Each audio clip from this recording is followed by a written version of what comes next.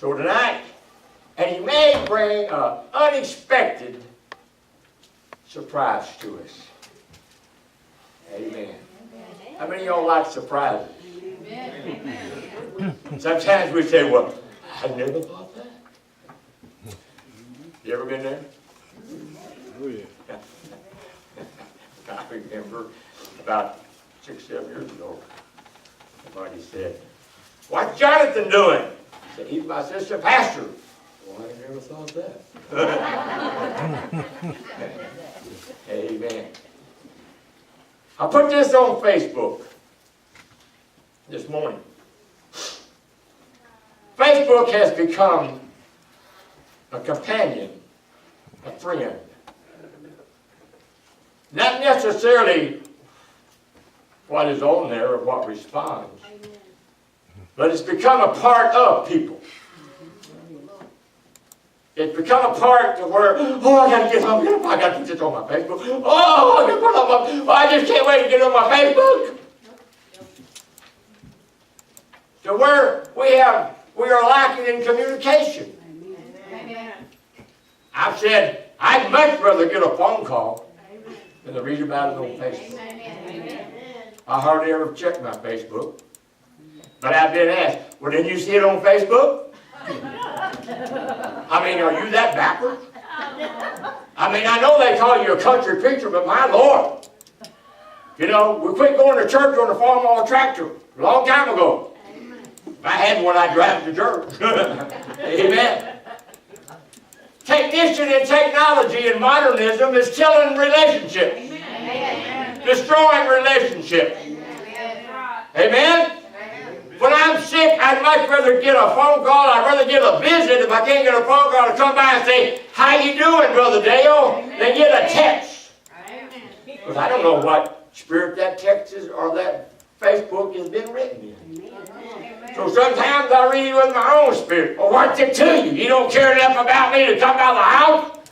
That's a bad spirit, ain't it? Started to come by your house last night on the way back from Gavin.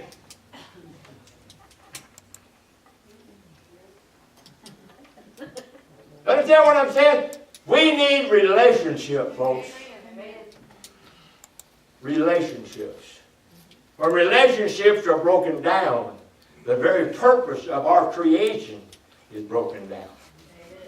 He created us that we might have a relationship with Him. Amen. Amen.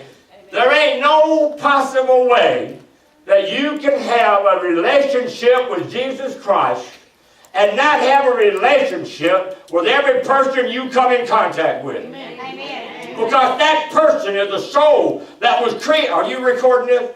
That was created by Jesus Christ Himself, that He might have a relationship with Him. And if you show Jesus through you, you would have a relationship with that person that you ain't never even met, as long as you don't try to qualify them.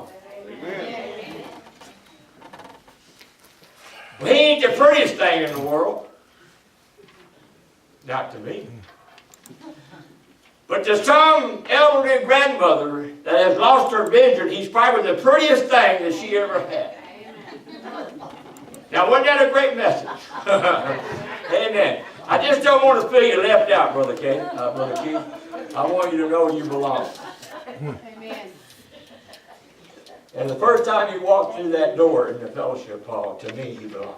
Amen. You found a place right here in my heart. Amen. And I didn't even know it. I thought it did, maybe that's what it was. He turned out not to be who I thought he was. A lot of times, boy, that'll preach, Jonathan. A lot of times people turn out to be what you think they're not. Or what you think they are. Amen. I mean, did I say that right? I did. Let me say it again. A lot of times people turn out to be what you think, not what you think they are. Huh? Amen. I want to read what I put on Facebook. This is part of my message. Would someone help me to understand a little more plainly?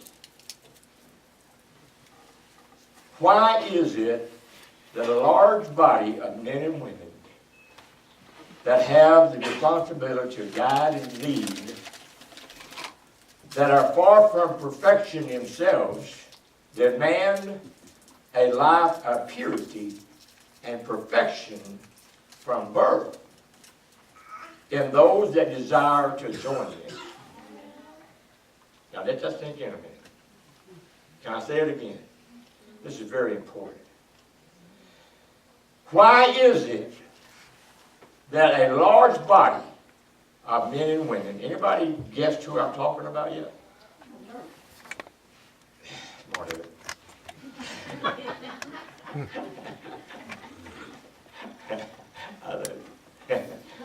Why is it that a large body of men and women that have the responsibility to guide and lead, that are far from perfection themselves, demand a life, catch the word, a life of purity and perfection from birth in those that desire to join them? Now, I got this from watching TV all week, from Fox News, mostly CNN. So, I ain't gonna say that. I'll continue. Some of the members of the United States Congress are so quick to point out the imperfection, yet fail to remember the shortfalls of their own lives. Amen. Amen. Is there scripture to back that up? Is there a parable to back that up? We, the people, commissioned Congress to guide, lead, and be an example for our nation. Remember that? I know that Nonia and I are old enough to remember those days. When if you'd ever even had a divorce, you might as well forget about ever running for Congress. You wouldn't be elected. Because, man, you were, whew, holy cow. Jesus Christ commissioned a body of men and women, us, and gave them the blueprint and the responsibility to build His church. And I have in parentheses, my church. He's not building any other church. He's only building my church. Check it out. Check it out. Now, my question is Congress following the values of the church, or is the church following Congress? Today, when I was speaking earlier, this is what I was referring to. A person that's asleep all the time can be sneaked up on. Because even when their eyes are open, they're still drowsy, and don't realize what's really going on around them. Let me finish. That wasn't in there. Does the church expect and hold the newcomers or returnees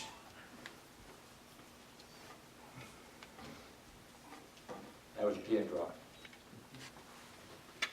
Let me say that again. This is what kills a lot of congregations and a lot of churches. This very statement right here. Does the church expect and hold the newcomers and returnees? My Bible says Jesus Christ is married to the backslider. Amen.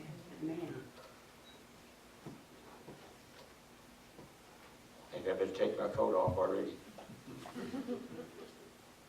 Sometimes when people holler, I wouldn't have a pastor that didn't preach the word, really don't mean it.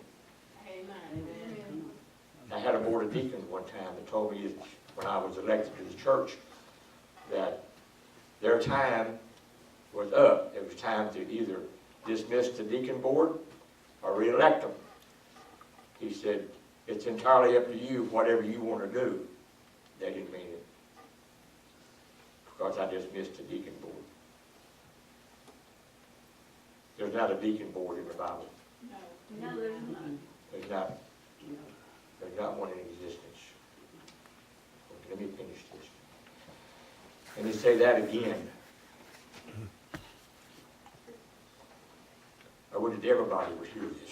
And I'm going to hear here. In here. Does the church expect and hold the newcomers?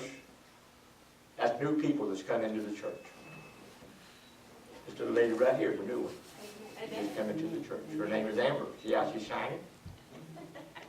Amen. She was letting her light shine this morning. Again, does the church expect? Does the church expect? I feel like Amy Swagger pointing that finger. I don't mean to be pointing that finger. I just called her name. Does the church expect and hold the newcomers as supposed to be our returnees? That's people that have left and come back. Those people that got mad and left. That's returnees. People that have been here before, been a part of the church, and they left because I used the wrong word. And they thought they heard something they didn't hear. They heard something they wanted to hear. So but no matter what the case might be, when they came back, they returned each. Amen. Amen. To perfection. Perfection. That's a powerful word. So many people expect it of us, but not of them. They forget the road they traveled. They forget where they were at when the hand of Jesus come into that dark place. And waved until he got a hold of that hand. When he got a hold of that hand, he said, "Come on, Glory. It's dark, baby, but I'm the light of the world." Ooh, I want to be the light of your life. Hallelujah. They forget. I'm not saying you did, Lord. I'm not just, you just sit on the front pew, you know. Maybe. T.D. Jake preached a message several years ago. There are no loopholes in love. Y'all have heard me mention that. Amen. Today, if God permits, I will preach on the subject of love and forgiveness.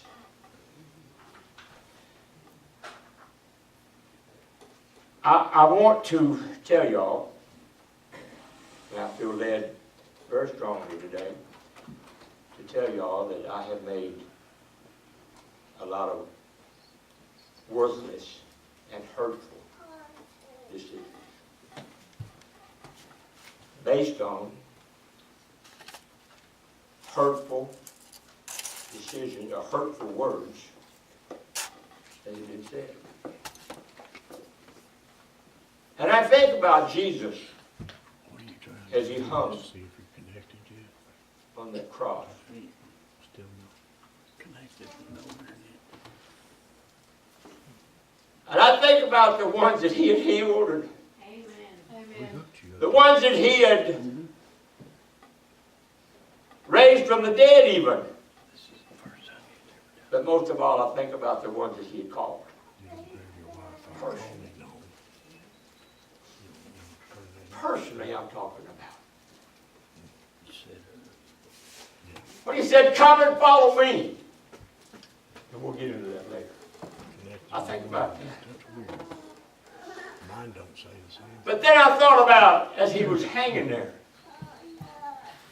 stretched high and wide for the whole world to see him, as lifeblood drained from his body. You would think he had been through enough, beaten to where his very intestines protruded from his back. They say that you can even see his backbone and his ribs. How much more? How much more could we expect him to do? How much more could we expect him to endure or to take for our sake? Even though we didn't know at that time that it was for our sake. And then something very profound happened. As he hung, hard hardly the strength to pick up his head. Are y'all understanding this? I believe he lifted up his head toward heaven. And he screamed out, Eli! Eli! Lama sabachthani! It's to say, Father, my Father, why have even you forsaken me? Amen. Amen. Eli! Eli! Even his father forsook him because the father could not look upon his only son when our sins came upon him. Amen. The church today is teaching it's okay to sin a little bit. No. What's a little white? Ain't no such thing. God help me now. What's a little white lie? What's stealing a CD mean? It's thief. Huh? I mean, it's okay to steal a CD from the church. That's all right. No. Pastor, No. Lord, shut me up now. God help me. Come on.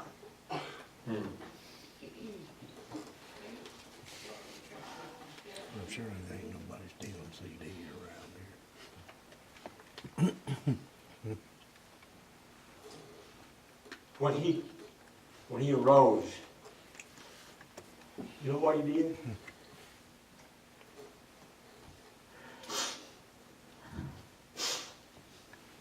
Sister BJ, Brother John, he sent Mary on a missionary trip.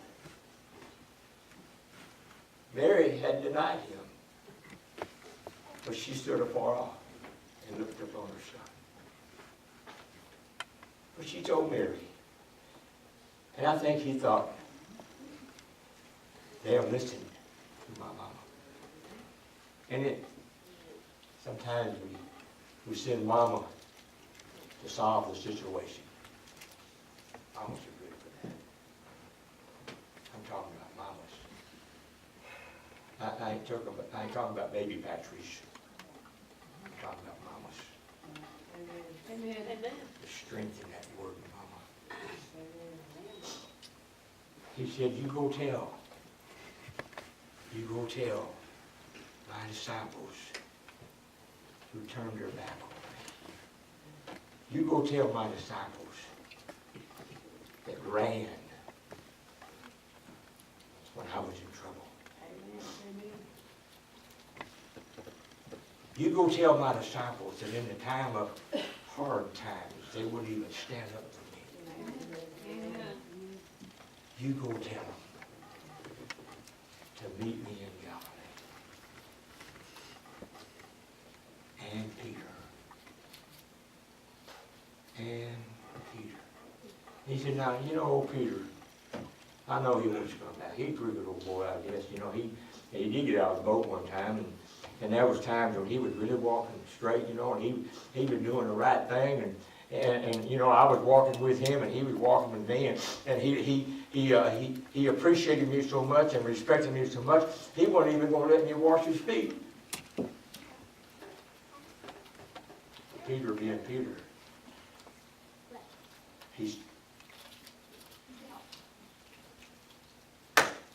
he saw the message in washing feet. How many churches today wash feet? And I'm saying all this to say that when he sent for the ones that had walked away, when he sent for the ones that had denied him, when he sent for the ones that wouldn't even go to his funeral, he didn't qualify them. He didn't say, let them come back if they have been better. Don't let them come back if they are doing good now. Let them come back if they meet my qualifications. See, the scribes and Pharisees, they wanted the religious people, they want everybody to meet their qualifications, or they're not going to have anything to do with them, no matter what. Somebody needs to help me this morning. You better get a hold of me. I feel a preacher spirit coming on this morning. I'm saying it is not to us to qualify people to come to this church and be a part of this church family. Amen. And do what God has called them to do. But sometimes we get so high and mighty that we forget we're not the qualifier. Amen. We're supposed to be the guide. I said earlier, I made a lot of bad decisions based on what somebody had done or said. And Sister Judy Steele, did I even pronounce your last name? Would you stand a minute? From the bottom of my heart, I want to apologize to you.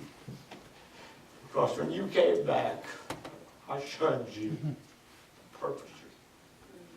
Because I remembered things that I should have been in the past. Amen.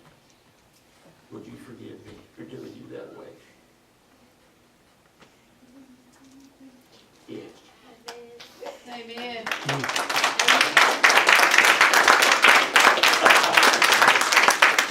Hallelujah. Hallelujah. Thank you, Jesus. Thank you, Jesus. Glory, glory, glory. I have been told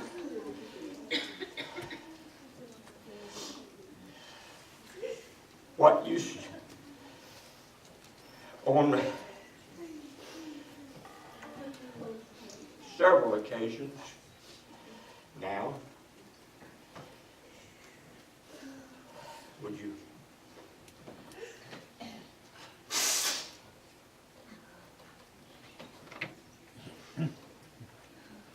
I had been told on several occasions, am I back on? In particular, because I always, and many of us always talk about the love you find in Harvest Fellowship. And me being, sometimes it's hard, the leader is blind on certain matters.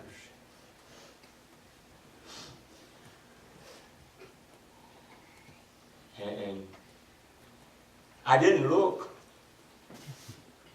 for the evidence because I didn't want to find it. I was enjoying people saying that Harvest Fellowship, you'll find people that love you no matter what. So I didn't even investigate. And I'm an ex-cop. And a Marine on top of that. That's two suspicious minds. But y'all know that my daughter left several years ago. She has told me on more than one occasion, Daddy, I don't feel that love at Harvest Fellowship that you're always talking about. Can I tell you the rest of what she said? She said the only person in that church that showed me love was Opal. I thank God for Opal. Amen. Amen. Is Opal perfect now? So my baby left because she didn't feel what her daddy was trying to build. And a congregation of men and women that are supposed to be the example of Jesus Christ.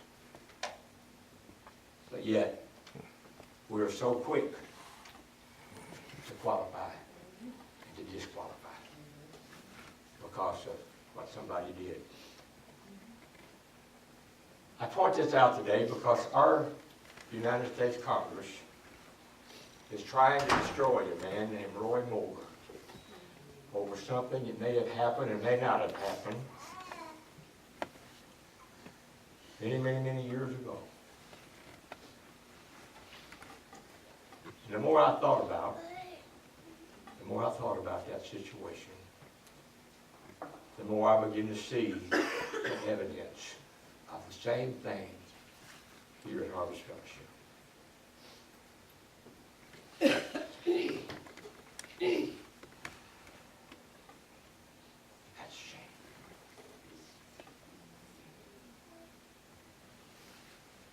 That's a shame. Can I use y'all for an example? This couple that we love here, they have a daughter. Her name is Crystal. She's a very lovely daughter. She used to come to church here. She was here every weekend. Now, she's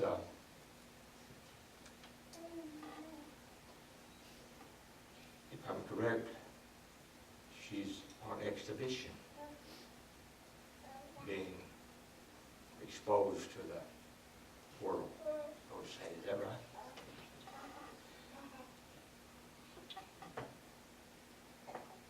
Far from being qualified to be a member of the church.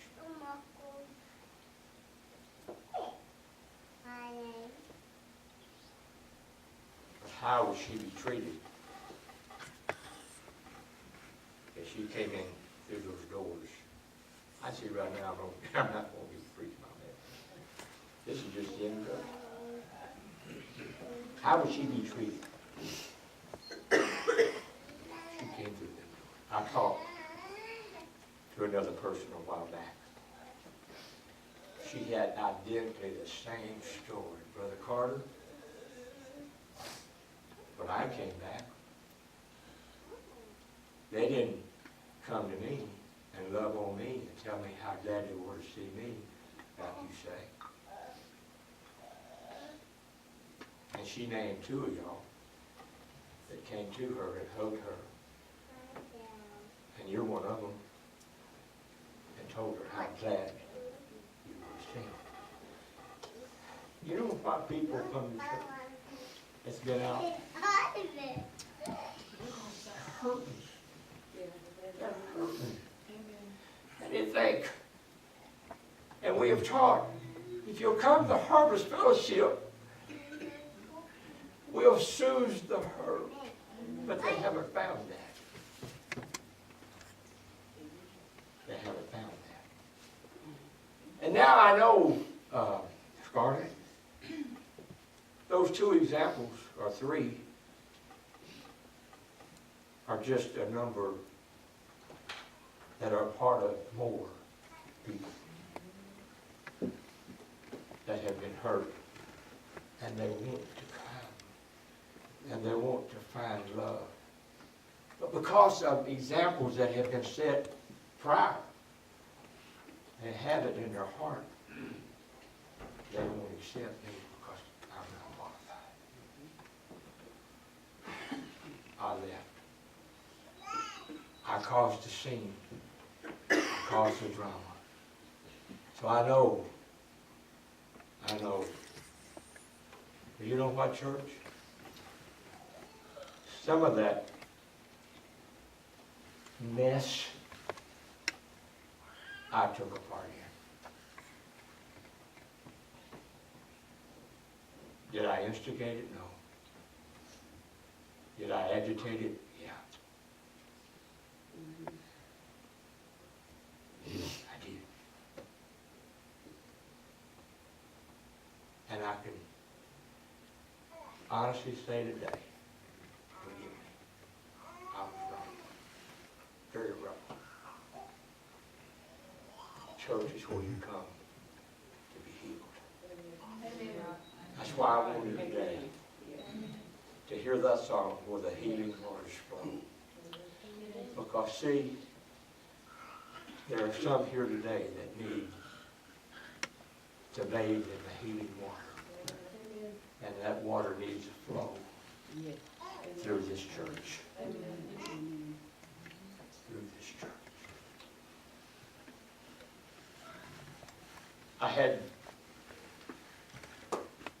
I thought as I was doing my notes, most of the time I have notes. But today hey, I had heart. Because I've shared with you what God has opened my heart to. Amen. I am not a qualifier. I am not the one that says who comes to this church. I'm not the one that once you messed up, I said, you're going to have to prove yourself. I have said that so many times, Well, they can come back, but they're going to have to prove themselves before we get on that platform. Well,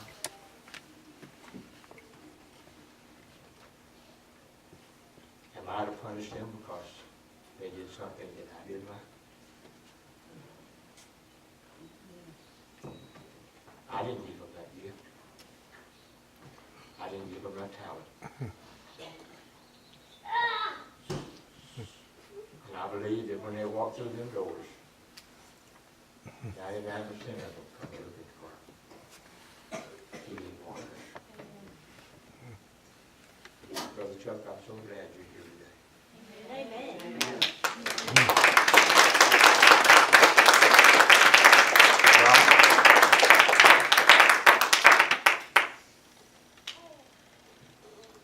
You, my God, help me. Angie.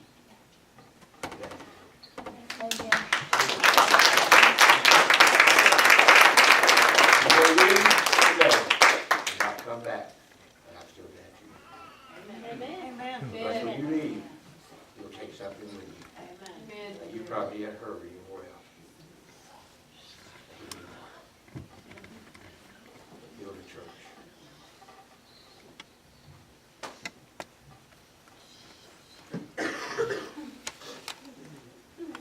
People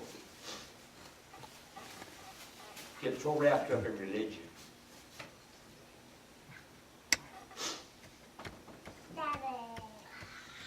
That they forget about Jesus. People work hard to be religious. And they forsake Jesus. In Luke chapter 15,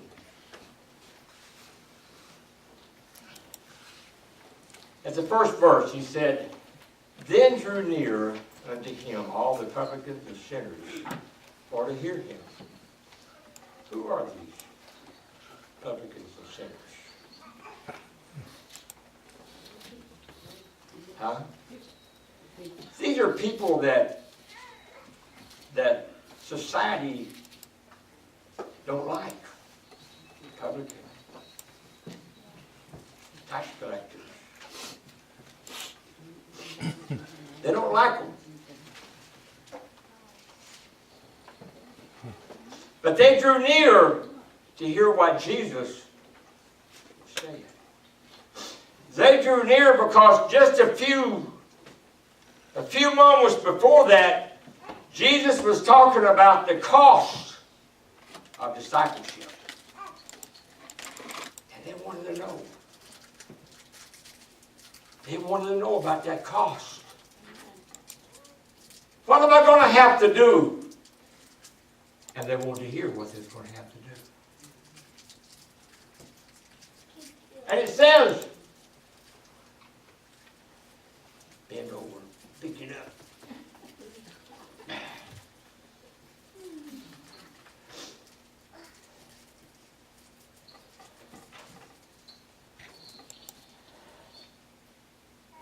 He told them, if any man come after me, or if any man come to me, and hate not his father, and mother, and wife, and children, and brethren, and sisters, yea, and his own life also, he cannot be my disciple. And yet we are taught in seminary, I guess, that your priorities should be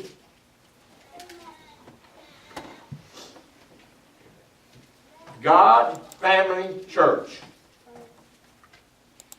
Well, how do you put God first and the church third? Huh? How do you do that? Because your example of your priority to be in church is showing the power or the value that God has in your life. Amen. We are told not to forsake the family. If the family has a problem, maybe you shouldn't be pastoring. If the family has a problem, you can't go to a foreign country and leave your family. But that ain't what the Bible said. Is it? So these people that are called the publicans and sinners, he had got their attention. And they wanted to hear, what in the world is he talking about? How can I leave my family? How can I hate my daddy? How can I hate my mother, my brother? How can I do these things just to follow a man like him who was a carpenter's son? Don't you know they asked those questions? But they wanted to know, how do I do this? You know why? Because they had seen the works of God that Jesus was doing. Don't nobody go to sleep on me. Don't nobody go to sleep on me. Because I'm talking to you today. I'm using the Word of God in my heart. And these people wanted to hear. So they drew near to me. So they could be sure they could hear what he had to say. You know, if Cheryl goes stand behind that wall back there and she's talking to me, I can hear what she's saying. But you know what? If I draw near to her, well, I can see her and I can understand what she's saying. These people could hear, but they wanted to understand what the Lord was saying. So they drew closer. They didn't want no Facebook and they didn't want no texting. They wanted eyeball to eyeball. You understand what I'm saying? That you cannot express your love with a text. Amen. Amen. I tried to tell my bishop that a long time ago. So then what happened? They drew near unto him, all the publicans and sinners, to hear him. And the Pharisees and scribes murmured. Who are these people? We just discussed the other people were people that was hungry. They wanted to hear what the Lord had to say. They knew, hey, he's talking to, I want to know what I got to do to follow this man, to be a disciple of this man. I want to know. And when people, let me tell you something, folks, when people begin to show that they want to know, they want to know, what more can I do? Amen. What more can I do to achieve what the Lord is talking about? Amen.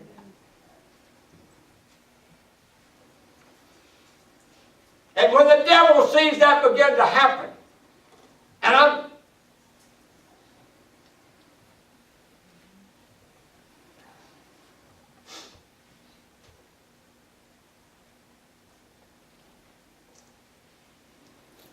somebody just come back here and sit down. Quit roaming the aisles. I'm preaching the most important message you ever heard in your life. And I don't mind embarrassing you to put you back in here where you belong. It's time our young people quit wandering around. Amen? Amen. You know why they wander around? Because they don't want to hear what? They don't want to draw near to hear. Because they got other things they're interested in.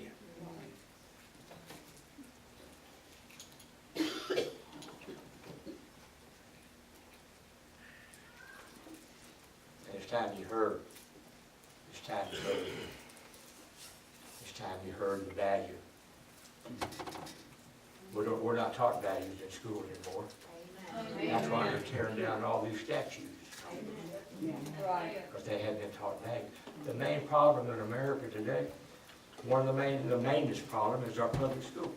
Our public schools. Yes. Come on. Yes. But these scribes, and these Pharisees and these scribes, they began to murmur. What were they doing? They was trying to discourage the sinners and publicans from drawing near to Jesus. That's what happens in our society today. You know, that's why they have, oh God, that's why they have denomination. Amen. See, somebody was looking for a place of false refuge where they can go and have their ears tickled. Or they can go and take their sin with them, feel at home, be refreshed, and leave just like they came. Amen. Unconvicted, unmoved, and unchanged. This was religious people who didn't want the ones that needed the Lord to follow Him. We got people like that. Amen. We got people like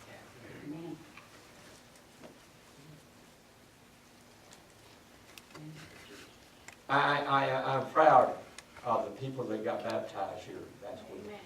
I'm proud of the people that in the last few months that have come to this altar and wept and cried and prayed and sought God. I'm proud of those that said, man, I'm going to change. I know I've said this and I said that I'm fixing to change, man. I'm fixing to be a different man. Oh, that sounds so good, but then I watch. And I watch, and do I see Jesus? Or do I see vapor disappearing?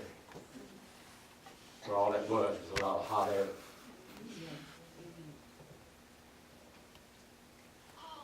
So they want to stop those that really, really need you and really want to follow Jesus. They want to stop them from doing that. So when they come, they shun them. So when they don't want to really follow Jesus, did you know what they did? Did you hear what they did? Did you hear what he did? Or did you? So what? Did you hear what Peter did? Did you hear what John did? Did you hear about that old whore that Jesus reached down and stayed? And she stood there and about this out. Come on. Do you understand what I'm saying? Do you really understand what I'm saying? And Jesus didn't say, now wait a minute. Mary, don't tell them because well, you know what they did. They caused a lot of problems. One of them, I even had to come back and walk through a wall and let him feel my hands and the scars in my stomach so that he would believe I am who I said I am. Don't tell him. But he ain't nothing but a doubter. That's all he is. He didn't say that, did he? He made a man of God out of Thomas. Amen. Amen. Just as powerful as Peter. Because he didn't try to qualify. Because he loved him so much. He made that extra special trip. He said, come on. You're going to do what I put in you to do. Because I finish what I started. Amen. A lot of people today, they don't finish what God started in them. Because of the reception they get in the congregation that Jesus Christ called to represent Him. Am I boring somebody?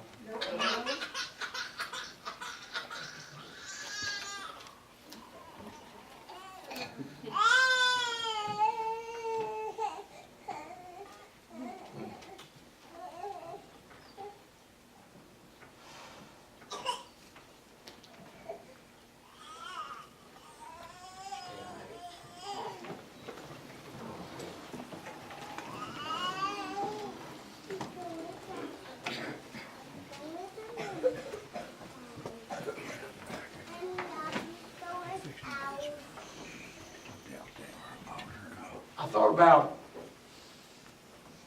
assigning some greeters. I wish somebody would answer. A lot of churches have greeters. They assign them, they wear the little badge.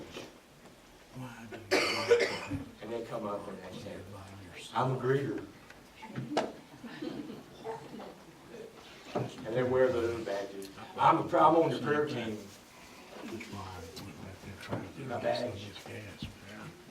And I know another fellow put a lot of fire in the badge. Every time I come back, that's exactly right.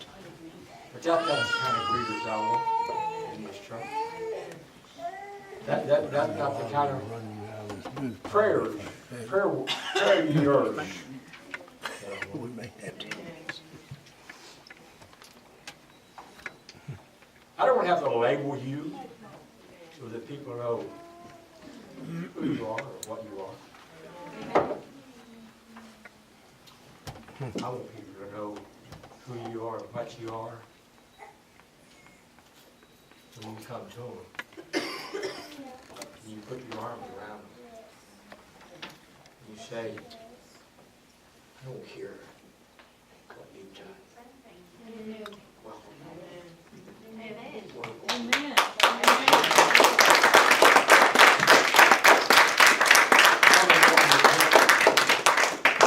Come and let me help you. Be stronger than that. Hallelujah. Well, I delivered my heart to you today. We have been claiming to be something we haven't been. Amen. For if we had been, I wouldn't have had heard the words that I have heard on several different occasions. Because there would have been no cause for them to be said. I don't hear the words from people outside of our church that says if you have a problem, go to Harvest Fellowship, they can help you. I don't hear those words anymore. In fact, I don't hear a whole lot. But we need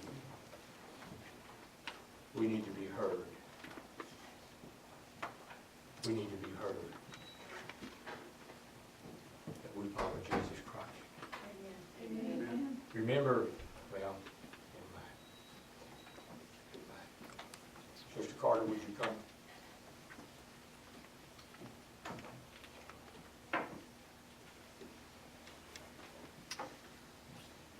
You stay where you're at. Because I see the need. You don't have to tell me. I see the need.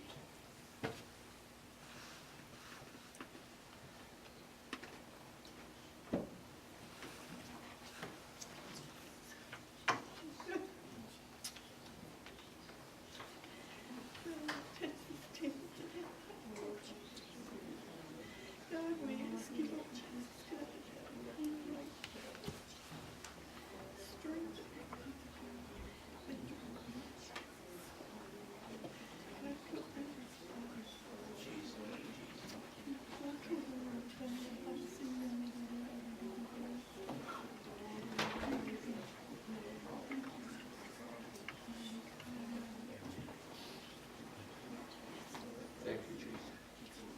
Thank you, Jesus. I got one more thing I want to say that I'm going to get out of the way.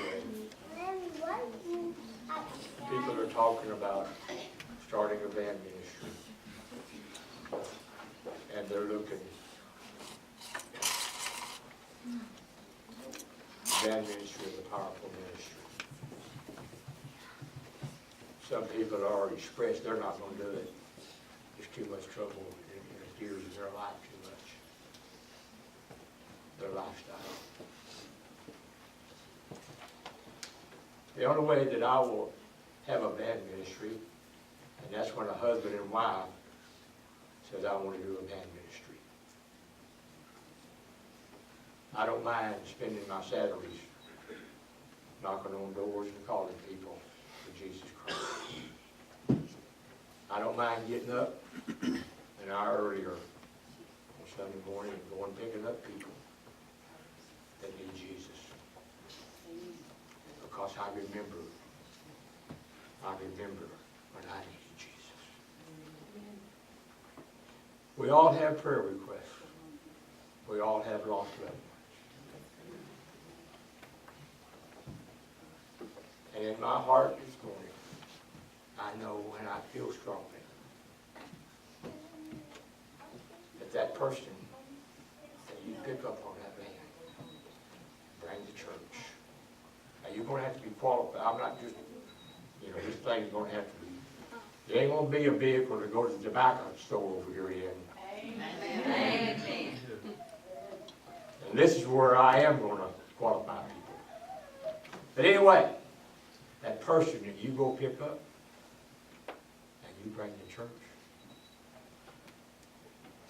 may directly or indirectly, some way, because God is always working behind the scenes.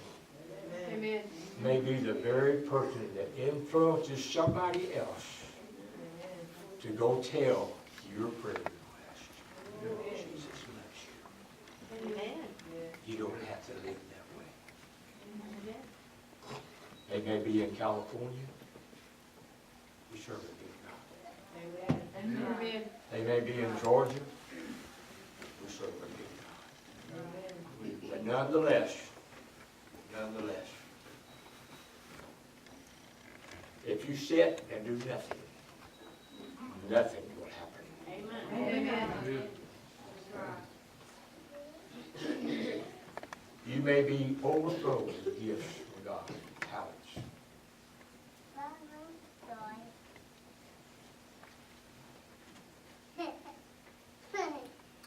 But those gifts and talents are useless until you put them in the hands of God.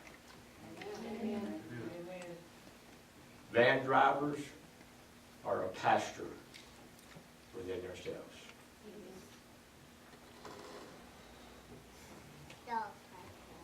So, think about that.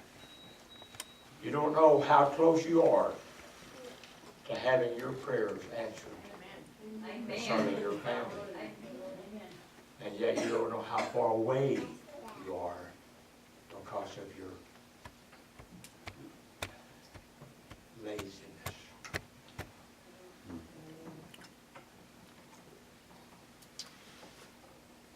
Wow.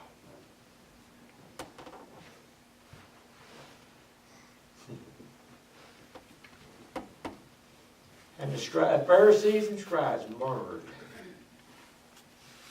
saying, this man receives sinners, and he even eats with them. Religious people are trying to destroy your prayer request. Amen. To stop and to make you feel good about it. Sad, sad, sad. Father, Lord, in the name of Jesus, I feel diversity among some in this congregation. I feel mockery among some in this congregation. I feel, as I said in the synagogue, told Jesus, let us alone. Some that want to be left alone.